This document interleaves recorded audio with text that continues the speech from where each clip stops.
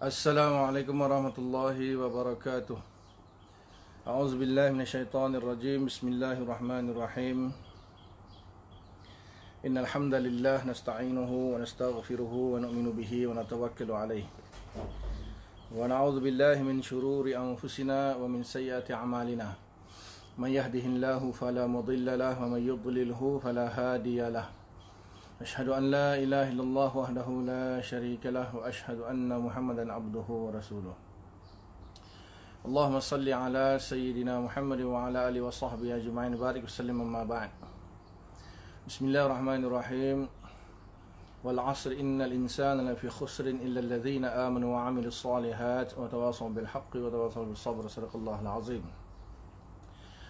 وقال رسول الله صلى الله عليه وسلم من يريد الله به خيرا يفقه في الدين إنما أنا قاسم الله يعطيه وقال صلى الله عليه وسلم من سلك طريقا يلتمس فيه علما سهل الله له به طريقا إلى الجنة أو كما قال صلى الله عليه وسلم.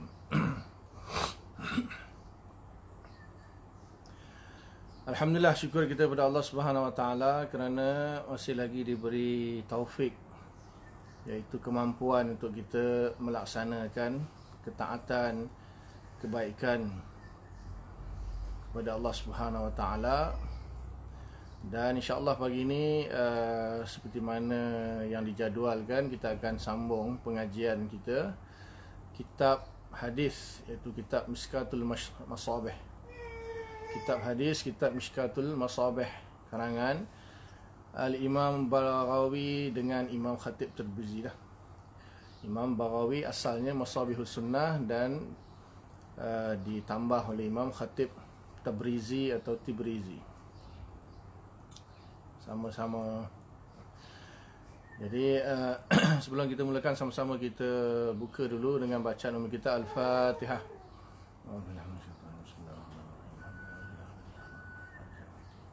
Ya.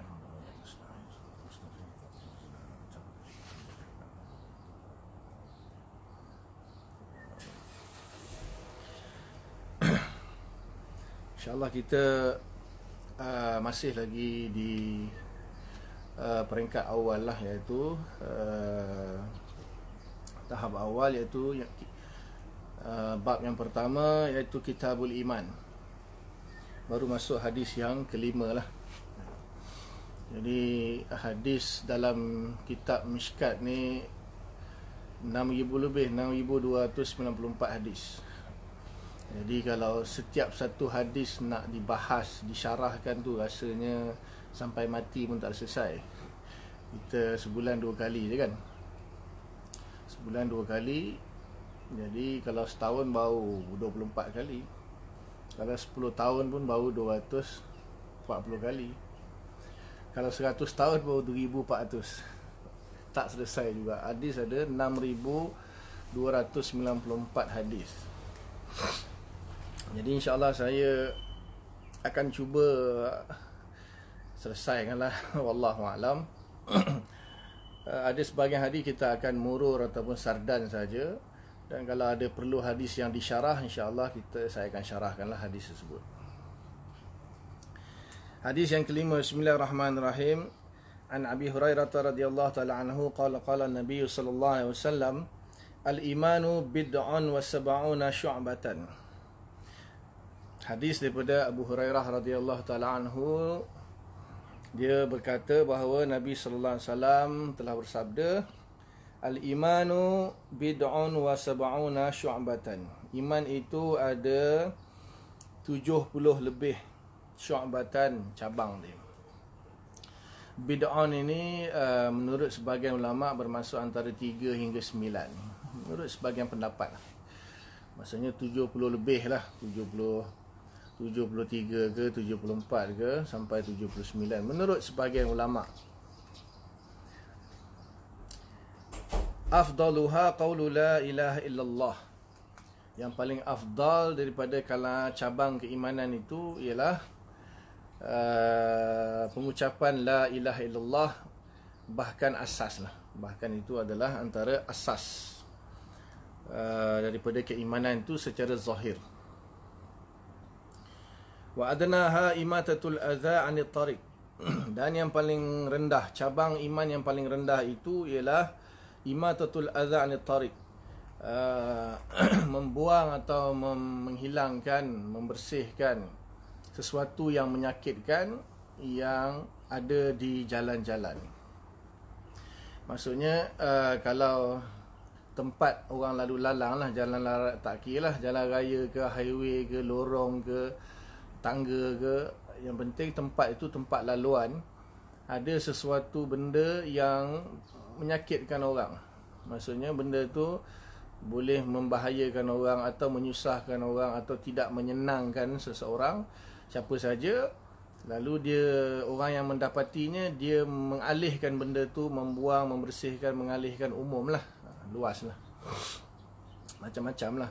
Ada najis ke, ada duri ke, ada kaca ke, ada paku ke, atau ada apa sajalah, benda yang berada di tengah-tengah laluan manusia yang boleh menyakitkan, memudaratkan, membahayakan, menyusahkan orang yang lalu di situ, maka dia buang. Nah, itu cabang iman yang paling rendah menurut hadis inilah, menurut hadis ini. Wal haya'u syu'batun minal iman. Dan malu itu, malu ataupun modesty, malu atau orang Jawa kata modesty, syu'batun minal iman adalah satu bahagian daripada iman.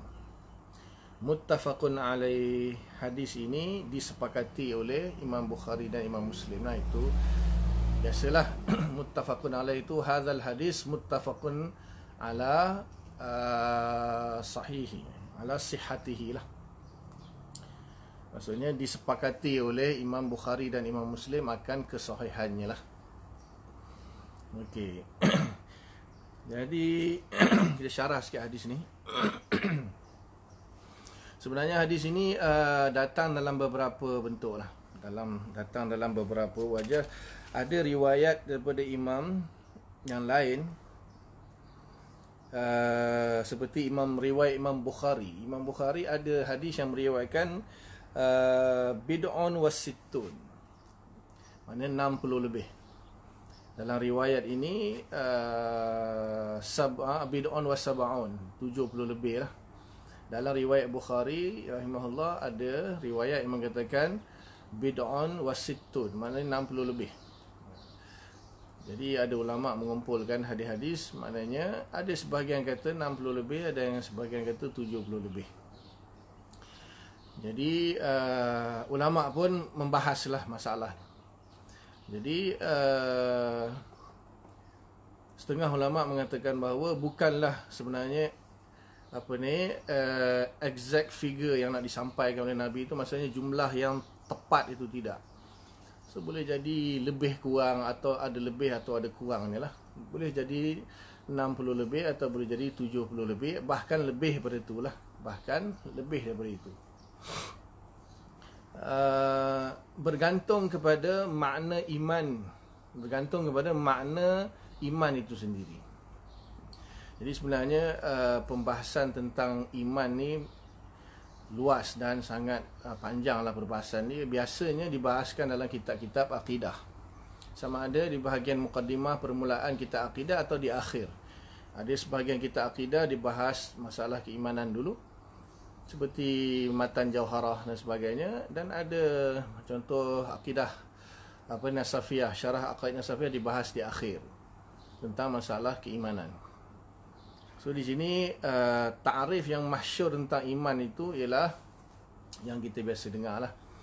Dalam hadis pun sebahagiannya ada yang meriwayatkannya, mengatakan bahawa iman itu adalah tasdik bil qalbi atau bil janan, bil jinan, kemudian al-iqraru bil lisan, dan al-amalu bil arkan ataupun bil jawarih. Ada macam-macam lah, makna dia sama je. Iaitu iman itu ialah yang pertama tasdik bil qalbi atau bil jinan, bil janan, membenarkan di dalam hati. Benda tasdik lah, benda apa yang melibatkan bahagian hati atau bahagian dalam. Kemudian al-iqrar bil lisan yang melibatkan percakapan, iaitu pengucapan syahadah atau bacaan Al-Quran atau bacaan zikir-zikir atau bacaan doa dan sebagainya lah. Apa saja yang melibatkan percakapan masuk di bawah iqrar bil lisan. Dan yang ketiga, amal bil jawarih atau amal bil arkan, iaitu amalan-amalan yang dibuat dengan anggota-anggota zahir lah, seperti mata, telinga, tangan, kaki dan sebagainya. Jadi sebenarnya kalau kita nak tengok segala yang terkandung di bawah tasdik, di bawah iqrar bil lisan dan di bawah amal bil jawarih itu, jangankan 70 lebih, mungkin beribu, puluh ribu. Bahkan hadis-hadis yang diriwayatkan dalam Kitabul Iman itu pun lebih daripada 70 lah, lebih daripada 70. So ulama membahaskan bahawa yang dimaksudkan 70 itu dia punya jins dia ataupun nauk dia lah, yang mana di bawahnya terpecah lagi kepada afrad-afrad yang tak terhingga lah, terlalu banyak. Jadi kalau kita kata iman tu tasdik bil qalbi, benda tu kaitan dengan akidah, kaitan dengan perkara akidah. Tasdik ni berkaitan dengan akidah. Jadi permasalahan yang dibahas dalam akidah tu banyak. Cuma yang basicnya itulah yang kita beriman kepada rukun iman yang 6 itulah. Itu basic dia, asas dia. Dan setiap rukun iman tu cabang dia banyak. Perbahasan tentang Allah saja dah tak tahulah berapa banyak cabang dia. Kemudian perbahasan tentang malaikat, perbahasan tentang kitab-kitab, perbahasan tentang para rasul, perbahasan tentang hari kiamat, hari akhirat, pembahasan tentang qada dan qadar, itu sahaja pun sudah lebih 70. Jadi belum lagi masuk yang amalan dengan lisan dan juga amalan dengan anggota badan atau jawarih atau arkan. Jadi macam-macam lah penafsiran ulama. Jadi khilaf kepada lafaz hadis tu tak ada masalah. Jadi Imam Bukhari, mana Imam Bukhari juga meriwayatkan 70 lebih, dan ada riwayat juga kata 60 lebih. Begitu juga Imam Muslim dan riwayat-riwayat yang lain lah. Banyak riwayat. Dan kalau nak betul-betul membahas tentang masalah syu'batun minal iman ini, Al-Imam Abu Abdullah Husain bin Hasan Al-Halimi Asy-Syafi'i meninggal pada tahun 403 Hijriah. Imam Halimi, mazhab Syafi'i Asy'ari. Dia mengarang sebuah kitab namanya Al-Minhaj. Al-Minhaj fi Syu'batul Iman. Lebih kurang lah tajuk dia. Tapi kitab itu agak ringkas dan tidak mendatangkan sanad. Akhirnya datang Imam Abu Bakar Al-Baihaqi. Imam Al-Baihaqi meninggal pada tahun 458 Hijriah. Seorang muhaddis Asy'ari dan Syafi'i. Akidah Asy'ariyah dan mazhab Syafi'i dalam fiqh. Jadi antara penutup pentadwin dan muhaddisin.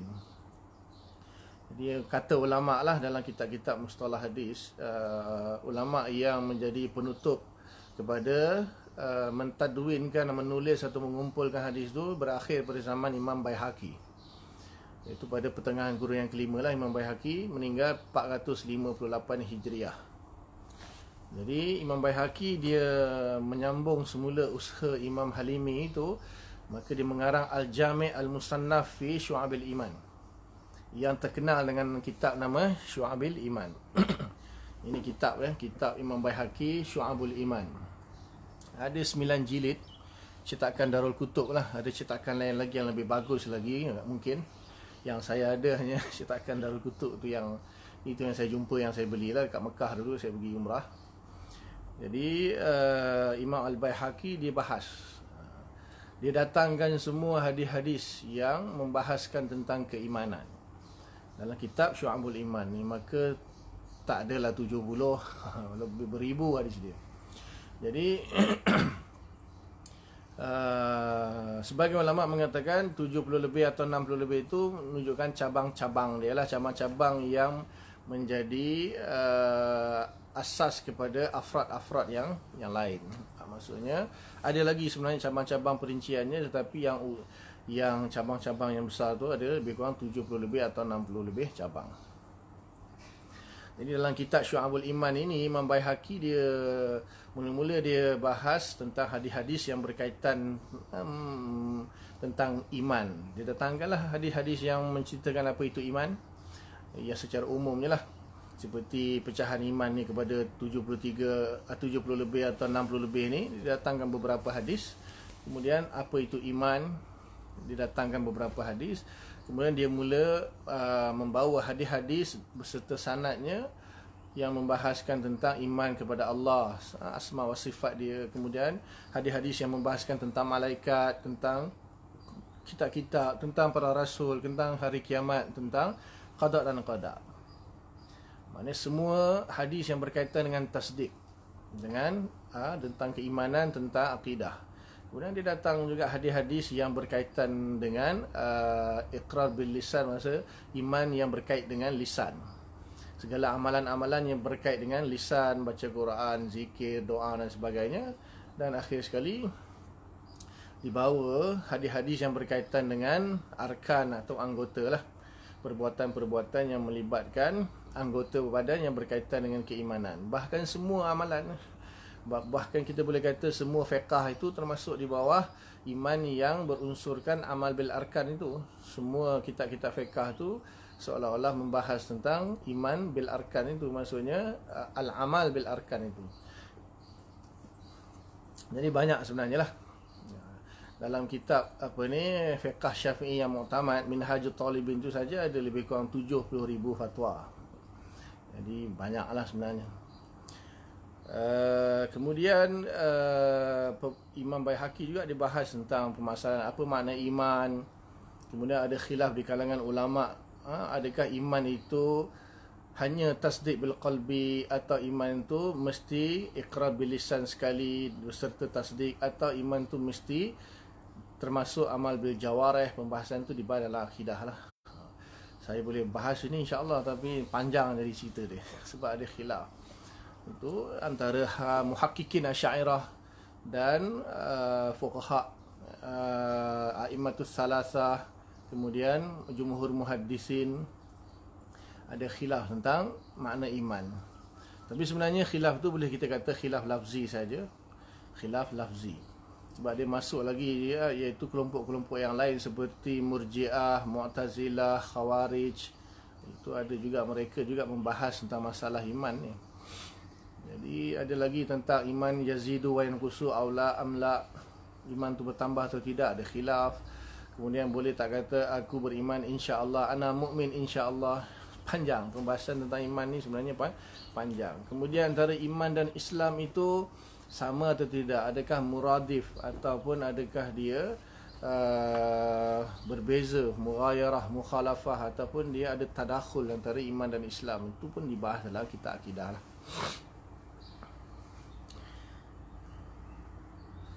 Jadi di sini hadis ini menunjukkan iman itu 70 lebih cabang. Hadis yang lain mengatakan 60 lebih cabang. Kemudian yang afdalnya lah qaulul la ilaha illallah. Maksud afdal di sini bukan berarti mengucap syahadah itu sekadar amalan yang afdal saja. Ini maksudnya antara dibandingkan dengan semua itu, la ilaha illallah yang paling utama lah, paling utama. Tetapi syahadah, kalimah la ilaha illallah ini itu kan syarat untuk seseorang tu dianggap beriman di dunia. Itu yang dibahas dalam akidah juga tu. Kemudian syahadah dengan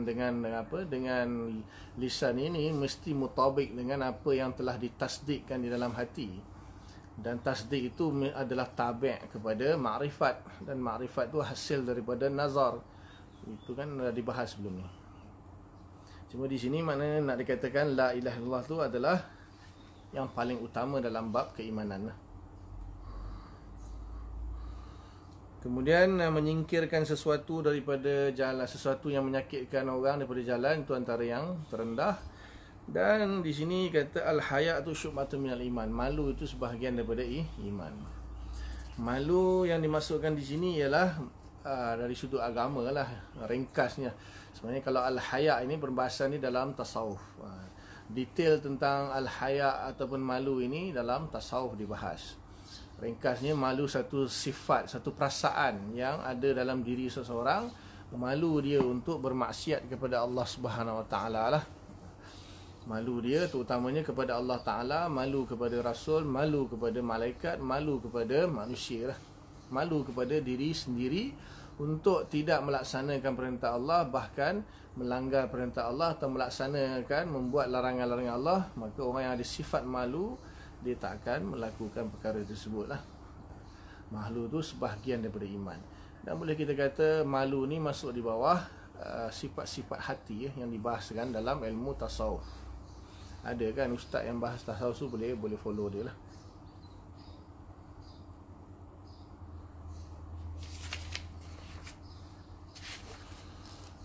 Jadi nak tahu detail, rujuk kitab Syu'abul Iman Imam Al-Baihaqi, insya-Allah. Dan di dalam kitab-kitab seperti kitab Mishkat ni ada Kitabul Iman, dia datang lah. Lepas ni semua hadis-hadis yang berkaitan dengan keimanan dia akan datangkan. Boleh rujuk dalam Bukhari pun ada Kitabul Iman, dalam Muslim pun ada Kitabul Iman, dalam kitab-kitab yang lain, kitab-kitab hadis pun ada Kitabul Iman. Yang khusus Kitabul Iman contohnya Imam Ibnu Mandah, muhaddis Imam Ibnu Mandah, dia ada Kitabul Iman khusus. Dia bahas kitab dia Kitabul Iman sahaja. Tapi yang paling luas tu Imam Baihaqi lah, Syu'abul Iman.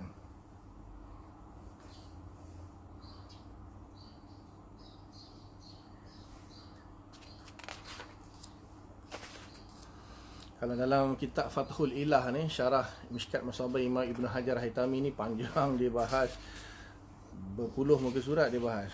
Berbelas kot rasanya. Panjanglah dia syarahkan. Kita pergi pada hadis seterusnya insya-Allah.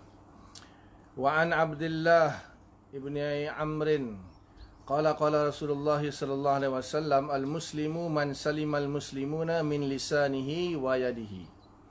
Hadis daripada Abdullah bin Amru bin As. Dia satu Abdullah bin Umar, satu Abdullah bin Amru bin Amri lah. Kalau kita nak baca Amri pun kita ikutkan i'rab dia.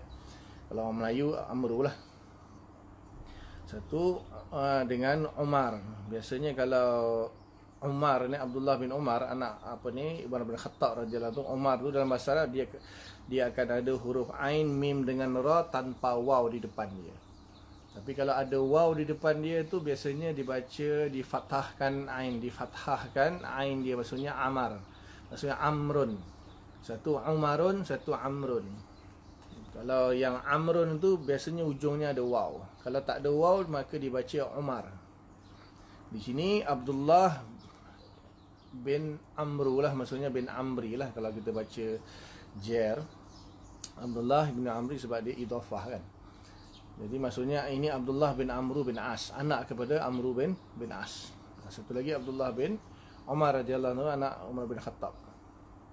Qala Rasulullah sallallahu alaihi wasallam, dia berkata, Rasulullah telah bersabda, al-muslimu, seseorang muslim itu ialah man salimal muslimun, ialah yang mana seseorang yang mana orang Islam yang lain selamat min lisanihi, daripada lisannya, maksudnya percakapan dia lah, wayadihi, dan tangannya, maksudnya perbuatannya.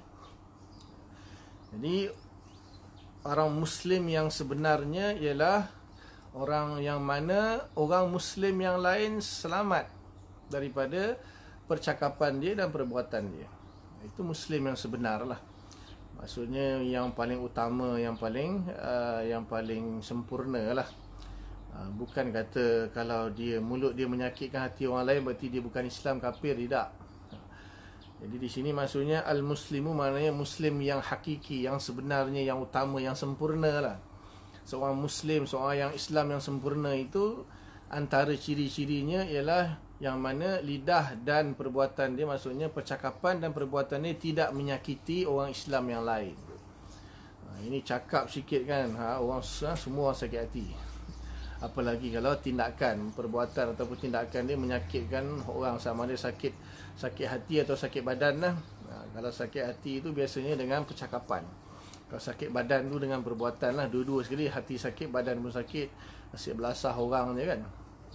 Tak kira lah di sini isteri dia ke, anak dia ke, keluarga dia ke, kawan-kawan dia ke, tak kira lah. Yang penting semuanya is Islam. Setiap orang Islam yang lain selamat daripada percakapan dan perbuatan atau tindakan dia. Itu Muslim yang sebenarnya. Hadis dalam bab ni semuanya sahih. Wal muhajiru man hajara manahallahu anhu. Dan muhajir, orang yang berhijrah. Muhajir ni orang yang berhijrah itu man hajara manahallahu anhu, iaitu orang yang meninggalkan apa yang Allah larang terhadapnya. Hajara tu asalnya perkataan meninggalkan. Meninggalkan, biasanya kita sambutkan ma'al hijrah apa semua tu. Maksud Nabi berhijrah daripada Mekah ke Madinah, maksudnya meninggalkan Mekah menuju ke Madinah. Jadi hijrah itu meninggalkan sesuatu untuk menuju ke sesuatu yang lain. Itu namanya hijrah. Sama ada hijrah dari segi zahir atau hijrah dari segi batin, hijrah dari segi tempat, hijrah dari segi amalan, hijrah dari segi sifat, macam-macam lah. Kalau bab hijrah ni boleh dengar ceramah ma'al hijrah. Biasanya ulama kan bahas tentang apa makna hijrah. Hijrah ni meninggalkan sesuatu, menahan sesuatu, meninggalkan sesuatu menuju ke arah sesuatu. Jadi di sini kata Nabi, maksudnya orang yang berhijrah yang sebenarnya ialah dia berhijrah dengan meninggalkan apa yang dilarang oleh Allah Subhanahu Wa Taala menuju kepada ketaatan kepada Allah Subhanahu Wa Taala. Itulah hijrah yang sebenar. Jadi setiap harilah kita perlu hijrah. Setiap masa, setiap saat, setiap keadaan kita perlu hijrah, iaitu meninggalkan apa yang dilarang oleh Allah menuju kepada apa yang disuruh, diperintahkan oleh Allah Taala. Itulah muhajir yang hakiki, yang sempurna. Hazal lafzu riwayatul Bukhari. Lafaz ini adalah riwayat Imam Bukhari. Wali Muslimin, dan bagi Imam Muslim pula, anna rajulan sa'ala Rasulullah sallallahu alaihi wasallam ayul muslimina khair. Lafaz ini yang saya bacakan tadi itu adalah lafaz daripada kitab Sahih Imam Bukhari dan Jami' Sahih Imam Bukhari. Lafaz Imam Bukhari, hadis Imam Bukhari. Dan bagi Imam Muslim pula, lafaz dia berbunyi begini: anna rajulan, sesungguhnya seorang pemuda, sa'ala Rasulullah SAW, dia telah bertanya kepada Rasulullah SAW, ayul muslimin khair, siapakah orang Islam yang terbaik? Ayul muslimin maknanya orang Islam yang manakah, yang mana satukah orang Islam yang khairun, terbaik?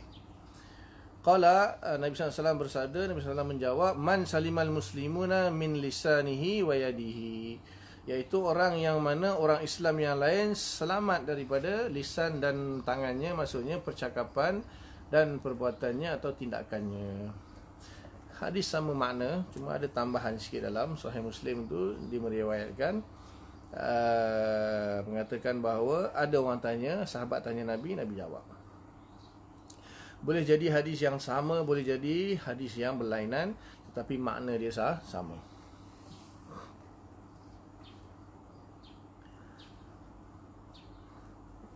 Jadi cukuplah, tak boleh panjang-panjang kita mensyarahkan, nanti kan tak habis pula. Hadis yang seterusnya panjang, Ibnu Hajar dia bahas ni. Wa anhu qala qala Rasulullah sallallahu alaihi wasallam. Daripada dia juga sekejap. Ada hadis lain tertinggal ni. Wa an Anas bin Malik radhiyallahu ta'ala anhu qala qala Rasulullah sallallahu alaihi wasallam la yu'minu ahadukum hatta akuna ahabba ilaihi min waladihi wa walidihi wan nasi ajma'in, muttafaqun alaih. Hadis daripada Anas bin Malik radhiyallahu ta'ala anhu, dia berkata Rasulullah SAW telah bersabda, la yu'minu ahadukum. Kalau diterjemah secara harfiah, secara literal, secara perlafaz lah, la yu'minu, tidak beriman. La yu'minu, tidak beriman. Ahadukum, seorang daripada kamu, hatta, sehinggalah, akuna, adanya aku ini, maknanya Rasulullah lah, dia mengatakan tentang diri dia, ahabba ilahi, lebih dicintai padanya, min waladihi, daripada anaknya, wa walidihi, dan bapanya, wan nasi ajmain, dan semua manusia. Jadi di sini jelaslah, ini masyhur. Ini masyhur, la yu'minu itu bukanlah tidak beriman, maksudnya la yu'minu bi kamalil iman. Maksudnya tidak beriman dengan iman yang sempurna, ataupun tidak sempurna imannya lah. Tidak sempurna imannya. Tak dikatakan tak beriman Memang sebab tu lafaz Al-Quran dan hadis ini perlu kepada takwil. Perlu kepada takwil. Ada kaedah-kaedah di dalam memahami Al-Quran dan hadis. Perlu kepada kaedah. Kalau orang yang tidak menguasainya, maka dia akan keliru lah. Hadis ni kata tak beriman. Maksudnya banyaklah orang yang tak beriman. Sebab apa di sini kan, kata Rasulullah SAW, sehinggalah dia mencintai aku melebihi anaknya, bapanya dan seluruh manusia. Jadi betul ke kita ni cinta Nabi lebih daripada anak kita atau bapa kita atau orang lain? Wan nasi ajmain.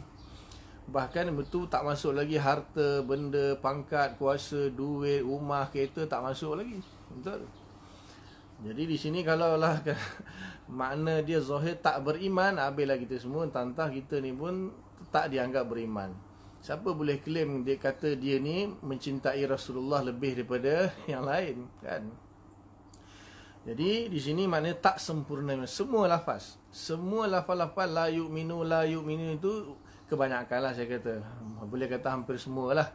Semuanya bermakna la yu'minu, tidak sempurna iman atau tidak beriman dengan iman yang sempurna. Bagi apa yang dinyatakanlah di sini, maknanya kalau kita ingin mencapai kesempurnaan iman, adalah kita mencintai Rasulullah SAW lebih daripada anak kita, bapa kita dan manusia-manusia yang lain. Macam mana yang nak mencintai Rasulullah tu macam mana? Jadi kita kena tengok. Maknanya senang, manusia ni mudah. Manusia ni yang benda yang mudahnya kita tengok contoh. Siapakah yang mencintai Rasulullah sallallahu alaihi wasallam? Tak lain tak bukan sahabat-sahabat Nabi sallallahu alaihi wasallam. Sahabat-sahabat Nabi sallallahu alaihi wasallam. Dan di kalangan sahabat Nabi, siapa yang paling mencintai Rasulullah sallallahu alaihi wasallam? Jadi yang kita tahu sebenarnya yang masyhurnya iaitu Abu Bakar Siddiq radhiyallahu taala anhu, antara orang yang paling mencintai Rasulullah SAW. Kemudian Sayyidina Umar, kemudian Sayyidina Osman, Sayyidina Ali dan seterusnya lah, isteri-isteri baginda dan sebagainya. Boleh kata hampir semua sahabat Nabi lah. Tetapi itu mudahlah sebab apa? Mereka hadir bersama Nabi, maksudnya hidup bersama Nabi. So kita ni yang dah jauh ditinggalkan oleh Nabi, macam mana kita nak mencintai Nabi? Macam mana kita nak mencintai orang yang dah tak ada? Betul? Orang yang dah wafat, orang yang dah tak ada di dunia ni, macam mana kita nak mencintai dia? Maka di situ kita tengok selain daripada sahabat, ada lagi golongan-golongan yang lain, iaitu tabi'in. Tabi'in pun tak dapat berjumpa dengan Nabi sallallahu alaihi wasallam. Jadi bagaimana tabi'in tu mencintai Rasulullah sallallahu alaihi wasallam? Kemudian lepas tabi'in, tabi'at tabi'in, kan? Seterusnya dan seterusnya dan seterusnya. Jadi paling mudah itu kita mencontohi orang yang sudah mencintai Nabi SAW lah. Cara kita nak mencintai Nabi, kita mencontohi orang yang telah membuktikan cintanya kepada Nabi SAW. Jadi cinta kepada Nabi ni, kita boleh kata cabang daripada cinta kepada Allah sebenarnya. Kan Allah Ta'ala dalam Quran kan, sebut kan, Allah Ta'ala berfirman, Qul, katakanlah wahai Muhammad, in kuntum tuhibbunallah fattabi'uni yuhibbukumullah.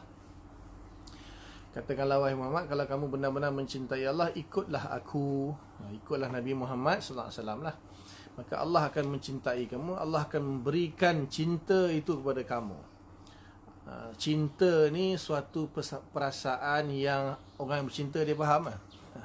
Cinta ni nak didefinisikan pun tak boleh. Siapa yang pandai mendefinisikan cinta itu, ya silakan lah. Cinta ni susah nak didefinisikan. Hanya orang yang bercinta sahaja yang memahami apa makna cinta. Macam rasa durian musangking lah kan. Rasa durian musangking tu kita nak cerita macam mana rasa dia pun susah. Senang macam mana, kita belanja dia makan lah. Kita ambil dulu makan, rasa oh macam ni rasa dia. Orang yang pernah rasa baru dia faham. Man lam yazuk lam yafham, kan? Man lam yazuk lam yafham. Orang yang tak pernah rasa tak akan faham. Jadi cinta tu satu perasaan kita, kecenderungan kita terhadap sesuatu itulah. Itu namanya cinta. Itu yang paling paling hampir yang boleh saya sebut secara mudah, iaitu satu perasaan di dalam hati seseorang yang dicenderung kepada sesuatu itulah, itu namanya cinta. Jadi bagaimana kita ingin mencintai Rasulullah sallallahu alaihi wasallam lebih daripada segala-galanya, maksudnya contohnya apa yang dibawa oleh Rasulullah sallallahu alaihi wasallam kita amalkan. Itulah tanda kita cinta Rasulullah sallallahu alaihi wasallam. Sama ada secara perbuatannya atau secara lisannya kita selalu menyebut-nyebut orang yang kita cintai. Orang ni, manusia kalau dia suka sesuatu, dia akan cerita pasal benda tu. Kalau kita nak tahu orang tu dia suka apa, kita tengok dia banyak cakap pasal apa. Orang yang suka satu benda tu ada dalam hati dia. Apabila benda ada dalam hati dia, itulah yang keluar daripada mulut dia, kan. Nabi kata, ala inna fil jasadi mudghah iza saluhat saluha jasadu kulluh wa iza fasadat fasada jasadu kulluh ala wahyal qalb. Ketahuilah sesungguhnya dalam hati, dalam badan itu, dalam jasad itu ada segumpal daging. Kalau dia baik, baiklah seluruh anggotanya. Dan kalau dia fasad, rosaklah seluruh anggotanya. So maknanya apa yang ada dalam hati itulah yang akan keluar pada anggota. Sama ada penglihatan, pendengaran, percakapan, perbuatan tangan atau kaki dan sebagainya. Itulah menunjukkan apa yang dalam hati dia. So orang yang cinta kepada duit, dia akan cerita duit dia. Dia akan cari duit, dia akan dengar pasal duit, dia akan cakap pasal duit. Orang cintakan handphone, cerita pasal handphone dia, cerita bola, apa yang dia suka itulah dia cakap. Manusia ni apa yang disuka itulah dia akan menuju ke arah itulah, percakapan ke, penglihatan ke, atau pergerakan dan sebagainya. Kerana dia suka benda tu. Dia suka makan tu, mana dia akan cari benda tu untuk makan. Kalau dia suka orang tu, dia suka seorang perempuan tu misalnya, kan, maka dia akan selalu cerita pasal perempuan tu. Betul? Antaranya lah, antara tandanya. Dan bila orang cerita pasal benda tu, dia seronok nak dengar. Dia seronok nak dengar. Dan dia akan berada di tempat-tempat yang mana ada benda yang disuka, dia akan selalu pergi ke situ. Itu tanda lah, tanda-tanda orang tu menyukai atau mencintai sesuatu. Jadi sama je kalau kita betul-betul cinta kepada Rasulullah, mana apa yang kita keluar dari mulut kita semua tentang Nabi sallallahu alaihi wasallam. Banyakkan selawat, kemudian banyakkan bercerita tentang Nabi. Kemudian kita suka dengar bila ada kuliah-kuliah ataupun ceramah-ceramah tentang Nabi, menceritakan tentang Nabi, suka kita dengar.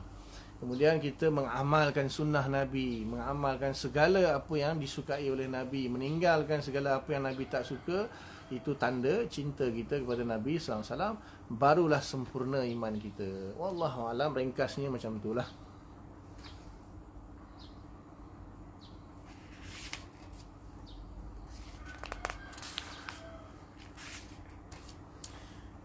Hadis yang seterusnya yang ke-8, wa anhu, daripada Anas radhiyallahu anhu juga, qala Rasulullah sallallahu alaihi wasallam, salasun, 3 perkara, man kunna fihi wajada halawatal iman.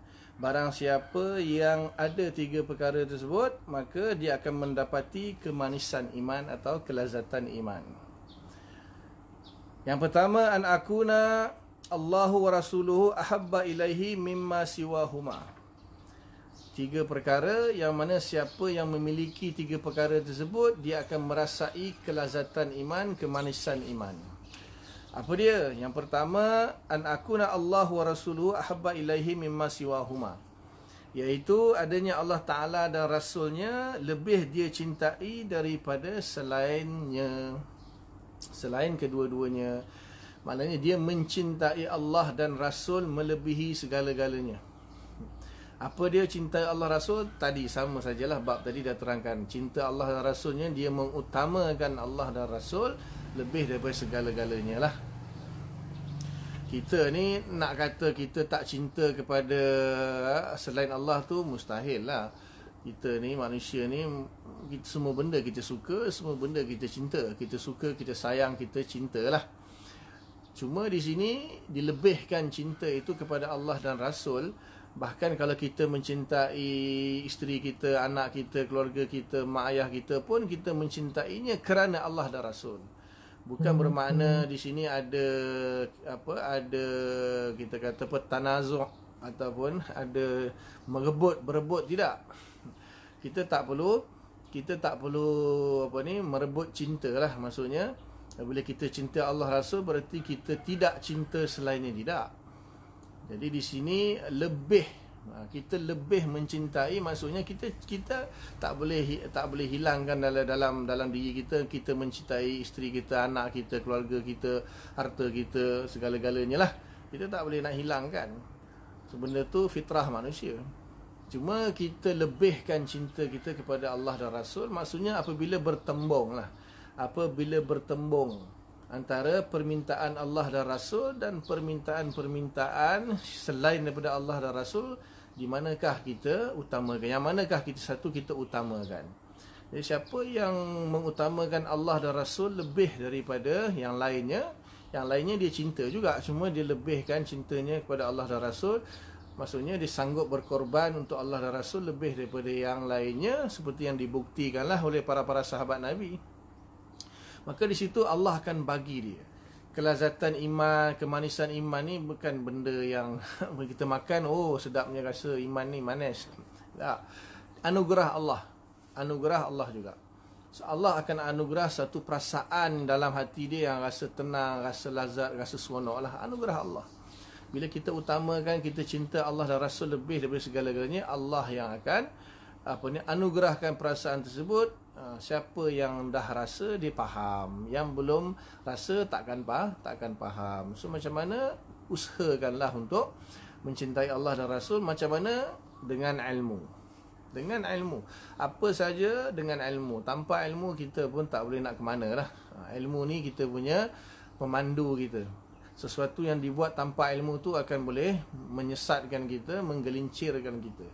So macam mana caranya kita nak mencintai Allah dan Rasul? Kena belajar lah. Kena belajar daripada orang yang sudah terrealisasi kecintaan dia kepada Allah dan Rasul itu sudah pun jelas.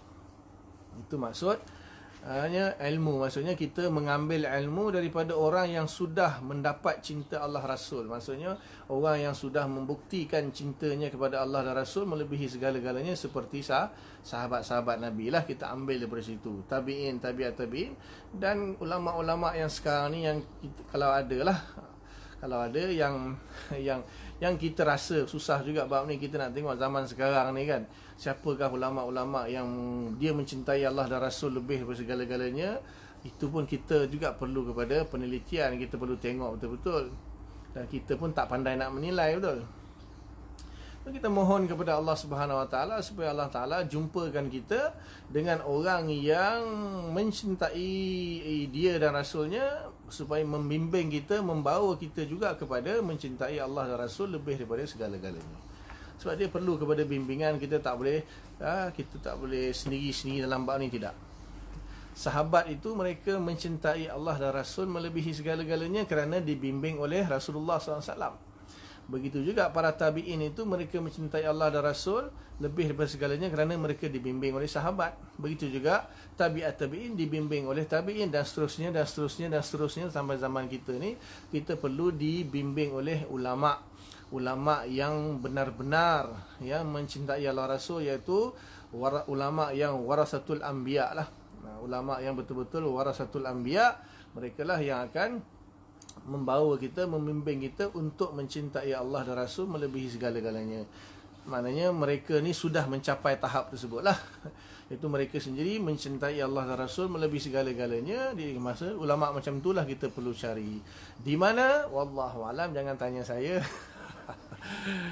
Doalah kepada Allah supaya Allah temukan. Kalau kita benar-benar ikhlas, kita benar-benar jujur, kita betul-betul ada talab yang kuat, azam yang kukuh untuk kita mencintai Allah dan Rasul lebih daripada segala-galanya, untuk mengamalkan hadis ini, maka kita doa kepada Allah, ikhlaskan niat kita, sungguh-sungguh doa kepada Allah.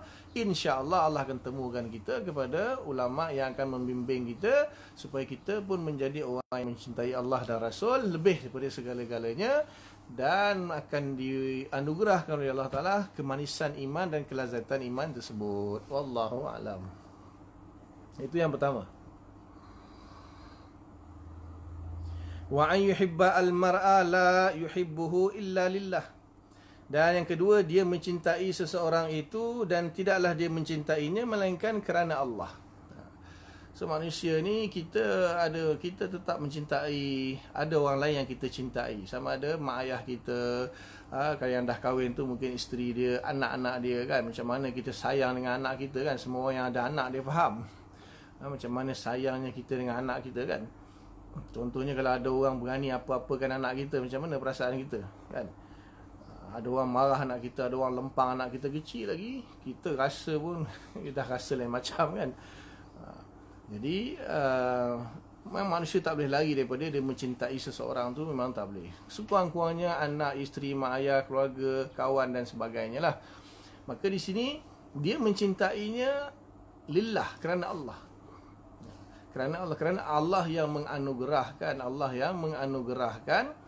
anak kepada dia, Allah yang menganugerahkan isteri kepada dia, Allah yang menganugerahkan ibu bapa, anak, keluarga, kawan-kawan dan sebagainya, termasuklah harta, rumah, kereta dan sebagainya yang kita sayangi itu anugerah Allah. Jadi kita mencintai mereka kerana Allah. Apa maksud mencintai kerana Allah? Maksudnya berpandukan apa yang telah Allah Ta'ala perintahkan. Maksudnya contohnya, walaupun kita sayang kepada mereka, tetapi kita sayang itu mengikut panduan-panduan yang telah ditetapkan oleh Allah Ta'ala. Contohnya Allah Ta'ala perintahkan anak kita, suruh kita bertanggungjawab untuk memastikan anak kita sembahyang kan. Kita ni sebagai orang Islam, kita sebagai bapa, kita wajib menyuruh anak kita sembahyang. Seawal umur 7 tahun suruh sembahyang. Dan kalau umur 10 tahun, kalau dia tak mau sembahyang, dirotan. Dan ketika dia wajib nanti, ketika dia sudah balik nanti, dia boleh melaksanakan sembahyang dengan sendirinya kerana sudah diajar semenjak kecil, sudah ditarbiah semenjak kecil. Sebab itu tanda kita sayang anak kita. Mana kita beri kasih sayang kepada anak kita itu seperti mana yang diperintahkan oleh Allah dan Rasul.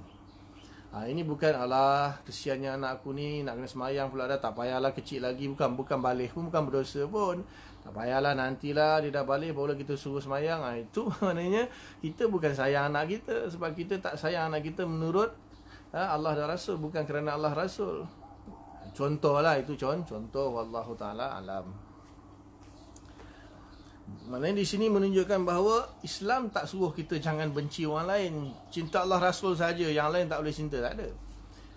Islam suruh kita cinta juga kepada orang lain, tetapi kerana Allah.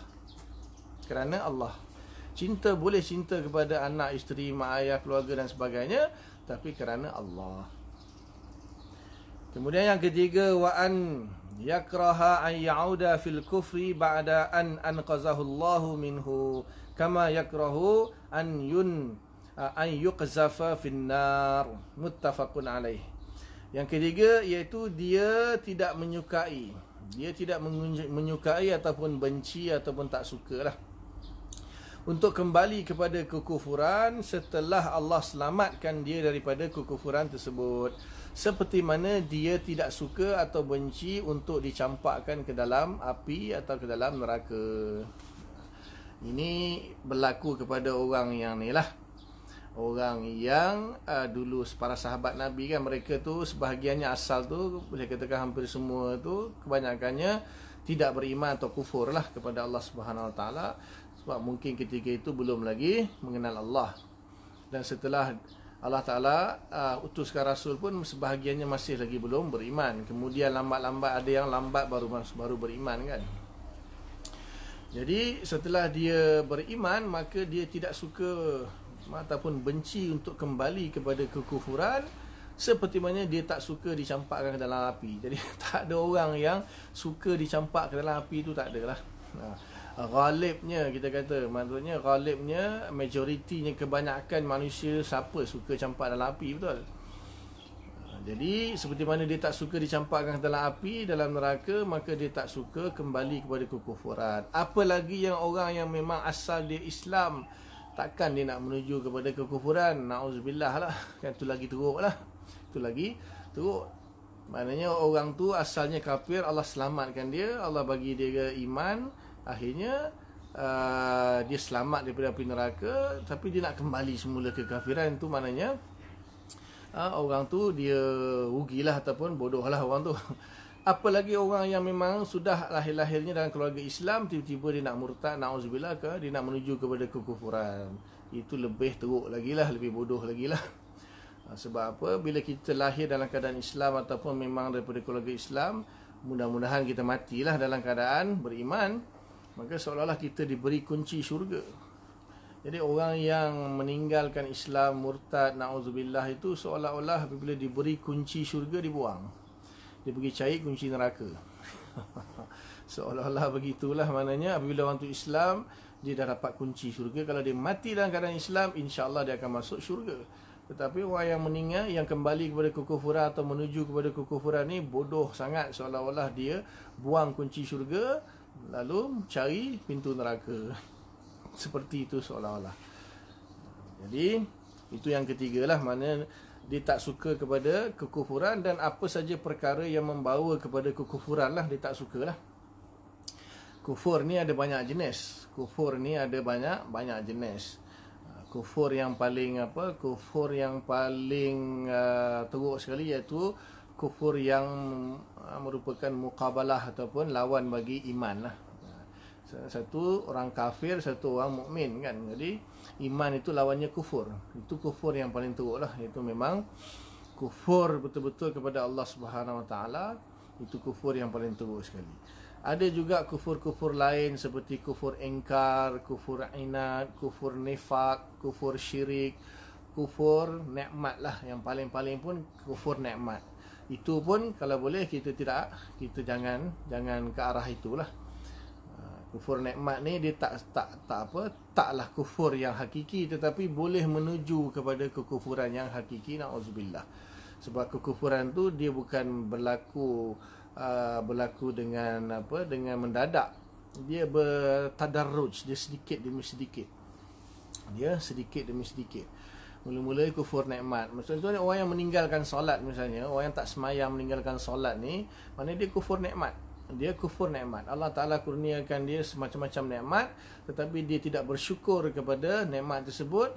Bersyukur ni maksudnya kita melaksanakan perintah Allah Ta'ala, menggunakan segala nikmat dengan menggunakan segala nikmat seperti mana yang diperintahkan oleh Allah Subhanahu Wa Ta'ala. Itu namanya syukur. Jadi dia tidak mensyukuri nikmat, maksudnya dia mengkufuri nikmat Allah Ta'ala, tidak menggunakan nikmat Allah untuk mentaati Allah, bahkan sebaliknya dia melanggar perintah Allah Ta'ala, maka itu namakan kufur nikmat. Maka bermula je di situlah. Bermulanya di situ, lama kelamaan mungkin na'udzubillah dia boleh menuju kepada kekufuran yang hakiki, yang menyalahi iman, maksudnya terkeluar daripada Islam dan iman, na'udzubillah min zalik. Faham? Jadi tak suka kepada kufur, bukan saja tak suka kepada kufur yang hakiki, bahkan tak suka segala jenis kufur lah. Kufur nikmat pun dia tak suka lah. Maksudnya dia sentiasa mensyukuri nikmat Allah Ta'ala, dan hakikat syukur yang sebenar ialah mengguna segala nikmat Allah Ta'ala untuk mentaati perintah Allah Ta'ala dan meninggalkan larangan Allah Subhanahu Wa Ta'ala. Itu makna syukur yang sebenar, yang lawan bagi kufur. Supaya kita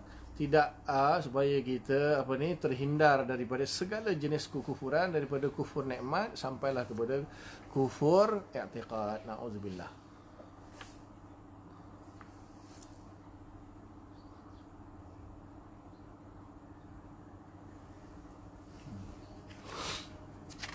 Dah pukul 10 dah. Tengok kalau ada beberapa hadis lagi yang boleh dibahas.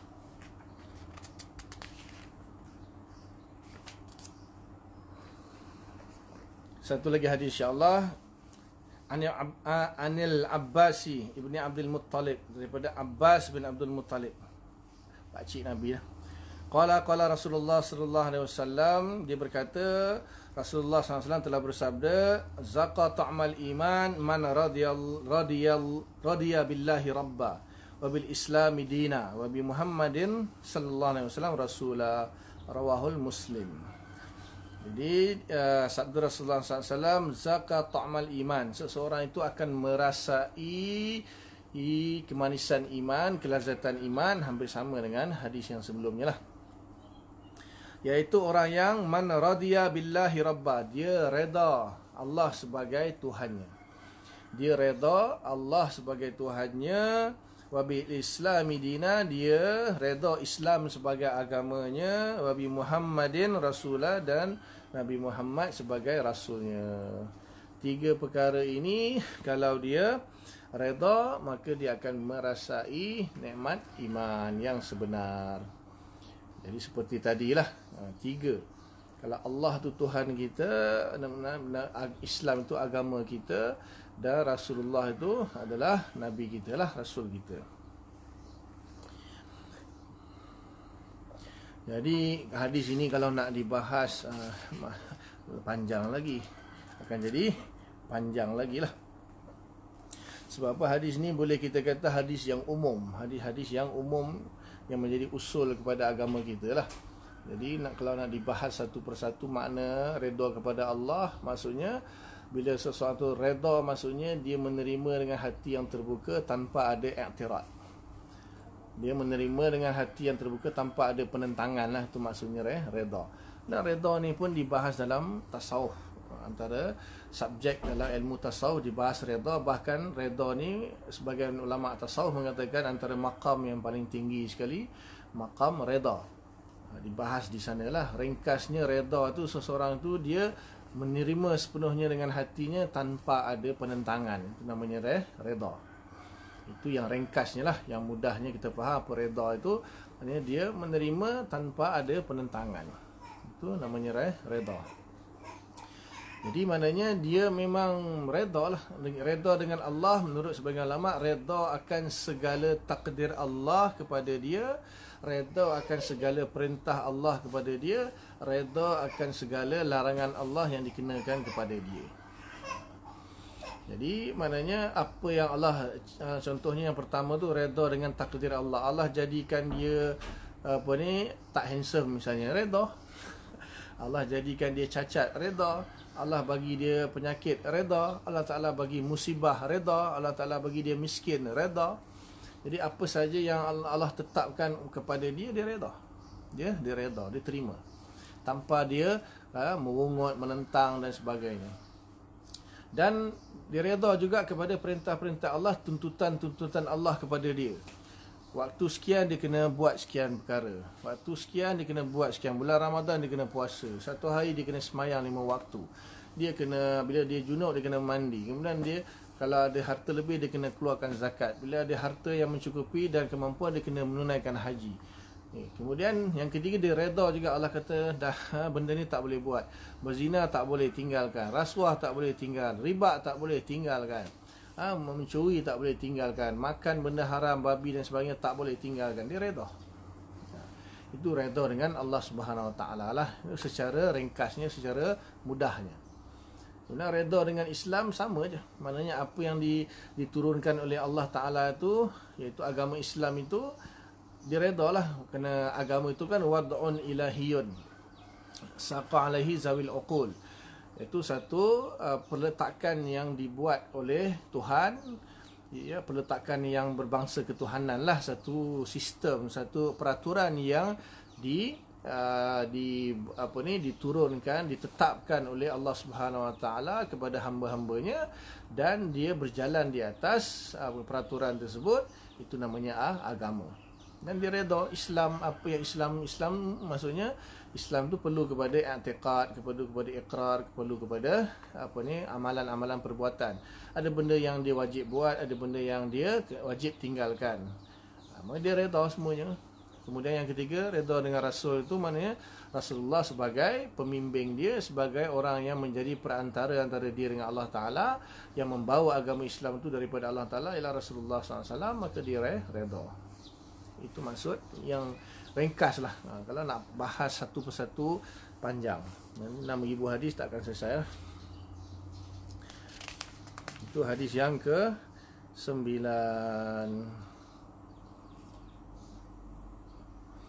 Satu lagi insyaAllah, hadis yang terakhir, 10 hadis yang ke-10.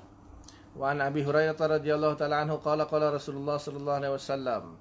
Hadis daripada Abu Hurairah radhiyallahu ta'ala anhu, dan dia berkata Rasulullah SAW telah bersabda, wallazi nafsu Muhammadin biyadihi, demi zat yang mana jiwa Muhammad di dalam kekuasaannya, atau orang Melayu kata biyadihi, di dalam genggamannya, di dalam tangannya, maksudnya di dalam kekuasaannya lah. Kita Asy'ariyah khalaf ni takwil itu lebih tepat, lebih selamat. Maksud saya lebih selamat daripada ancaman akidah zaman sekarang lah.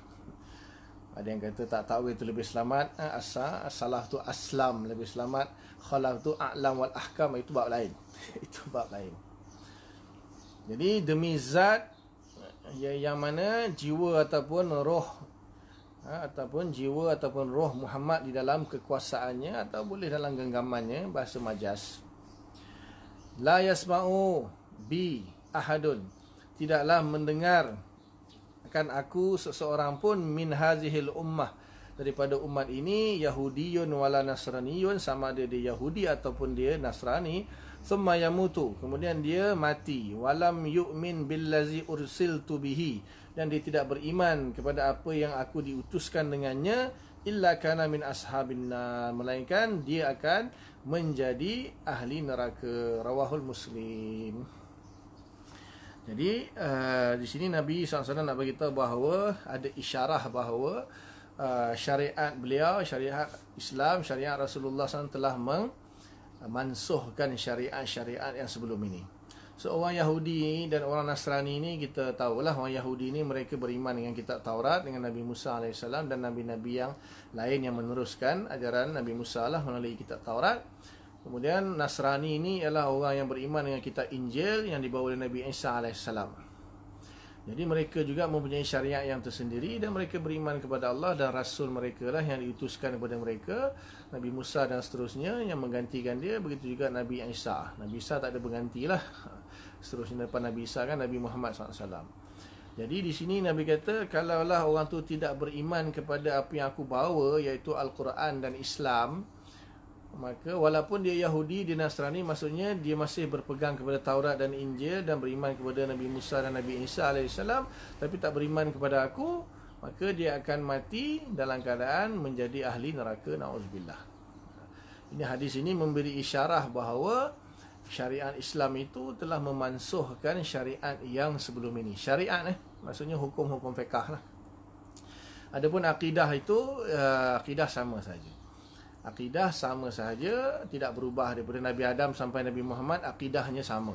Cuma syariatnya berubah-ubah, dan Allah Subhanahu terangkan dalam Al-Quran, dalam surah Al-Maidah kalau tak silap saya, kami jadikan syariat-syariat yang berbeza itu untuk menguji manusia lah. Untuk menguji manusia. Jadi Allah Ta'ala turunkan syariat dia kepada Nabi Musa tak sama dengan syariat Nabi Isa. Begitu juga syariat Nabi Isa tak sama dengan syariat Nabi Muhammad SAW. Jadi untuk menguji manusia. Dalam surah Al-Maidah tu ada dibahaskan, saya tak ingat ayat dia. Kemudian apabila diutuskan Nabi Muhammad SAW, maka sama ada dia ni sebelum ni mengganut agama Nasrani ataupun Yahudi, maka dia wajib beriman kepada Rasulullah SAW dan mengikuti syariat Nabi Muhammad SAW, mengikut apa yang dibawa oleh Nabi Muhammad SAW, iaitu Al-Quran dan Al-Hadis lah. Itu maksud hadis ini.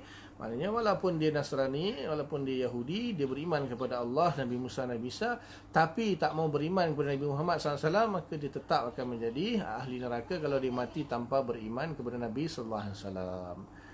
Wallahu ta'ala a'lam. Lebih kurang itulah 10 hadis yang ke-10 lah sampai. Nanti kita sambung lagi insya-Allah minggu yang ketiga, waktu yang sama pukul 9 insya-Allah, hadis-hadis yang seterusnya.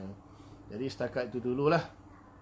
Apa yang baik itu daripada Allah Subhanahu Wa Taala, apa yang tak baik itu kelemahan saya lah. Minta ampun kepada Allah, minta maaf kepada semua, kerana mungkin tak dapat nak menunaikan hak hadis ni, nak mensyarahkan dengan syarahan yang sempurna tu, mungkin tak sampai ke situ. Saya mohon maaf banyak, dan kita tangguh majlis kita ni dulu dengan tasbih kifarah. Subhanallah bihamdika, asyhadu an la ilaha illa anta, nastaghfiruka wa natubu ilaik. Subhana rabbika rabbil izzati amma yasifun, wa salamun alal mursalin, walhamdulillahi rabbil alamin. Assalamualaikum warahmatullahi wabarakatuh.